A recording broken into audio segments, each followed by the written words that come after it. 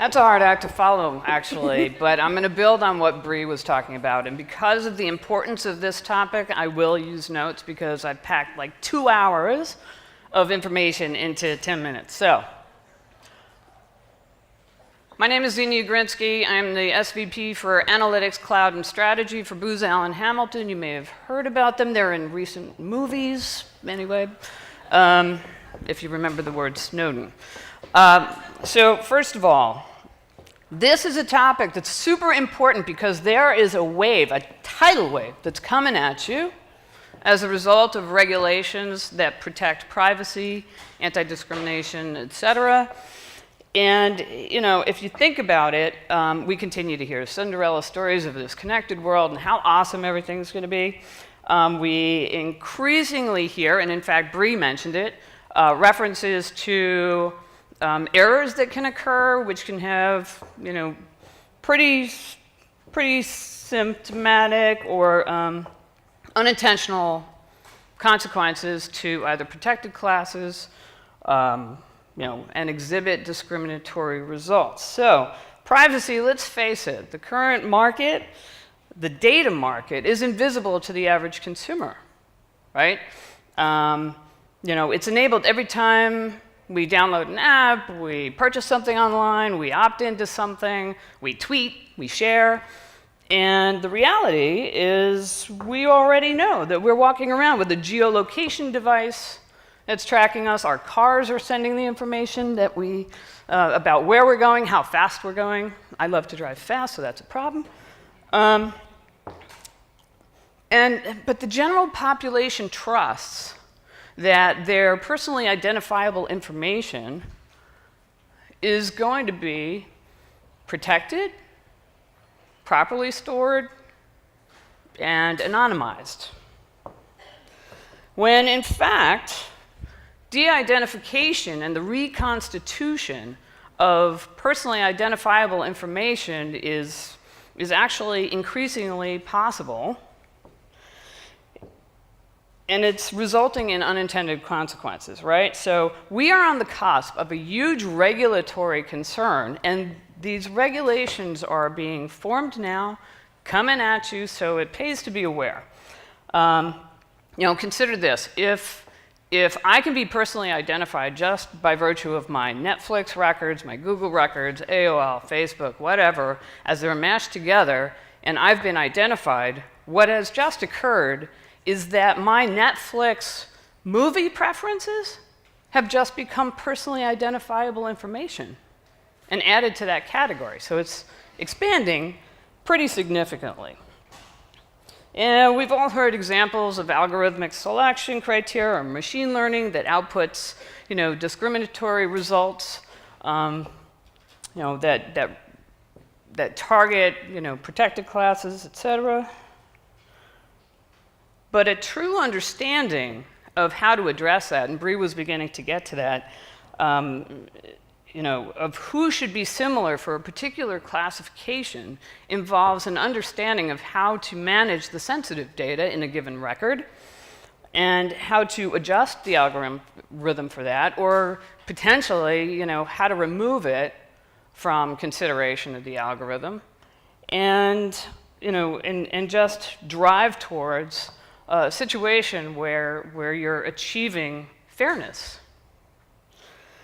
Unfortunately, even adjusting the algorithms will not prevent bias, because some bias may exist in the historic data that's being used to train the algorithm, and so the output is just going to repeat or replicate that, right? So finding, altering, remediating that is a huge undertaking. I mean, in some cases, it's actually just impossible. So, given the proliferation of devices, whether it's fitness devices or Nest or Ring or you know, active listening televisions or Amazon's Echo, right? What can you do to avoid creating queries that contain some kind of bias? So you can ask yourself the following questions.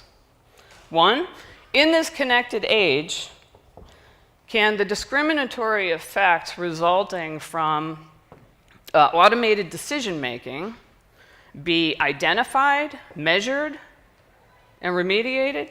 2, in cases where discrimination occurs, because the data being evaluated already contains that kind of a bias, is there an effective method to remediate that, right? I mean, we're learning about these things. These things have to occur. And then 3, can we find a mathematically rigorous definition of fairness that can be applied to the algorithms or machine learning that we create? And it's just going to get worse as we move into an explosion of artificial intelligence. So further complexity and privacy or focus on this is going to occur when the EU implements the General Data Protection Regulation, which goes into effect in May of 2018, which is actually not that far away. US companies with a global footprint are already starting to think about how to prepare for this. The directive regulates the processing of personal information according to 3 categories. And you're going to find, I mean, when you hear this, it's pretty rigorous. So, transparency. If my data is being processed, the processor has to inform me, give me their name and address, company name and address.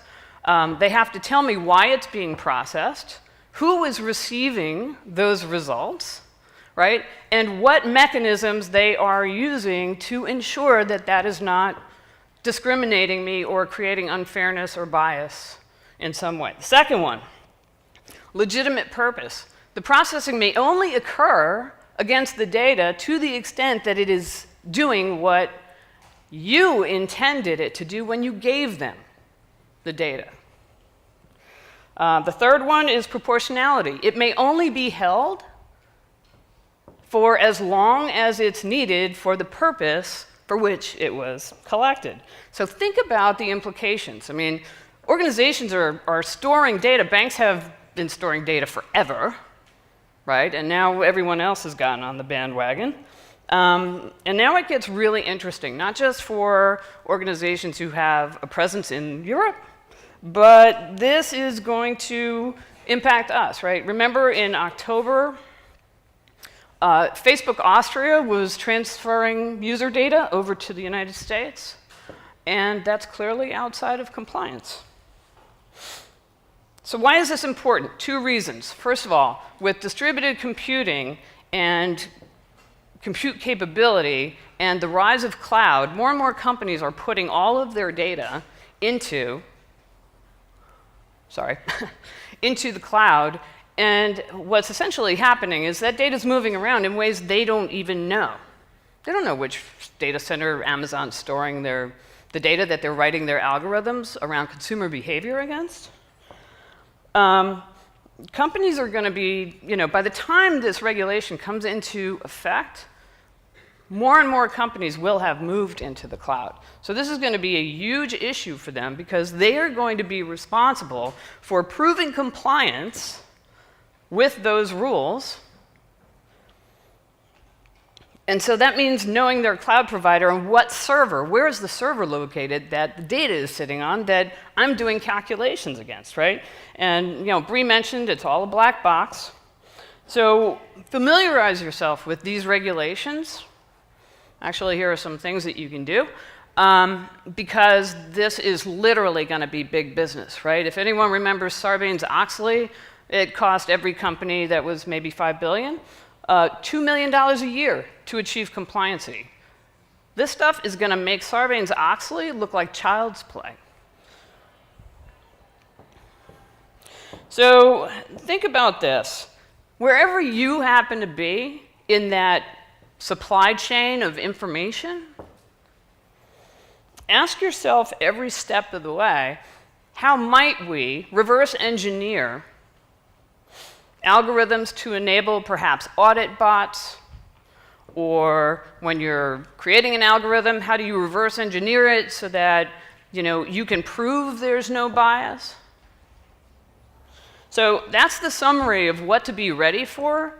This is the group that is uniquely ready to do that analysis and you have to also evaluate what you're doing. So, be ready for it.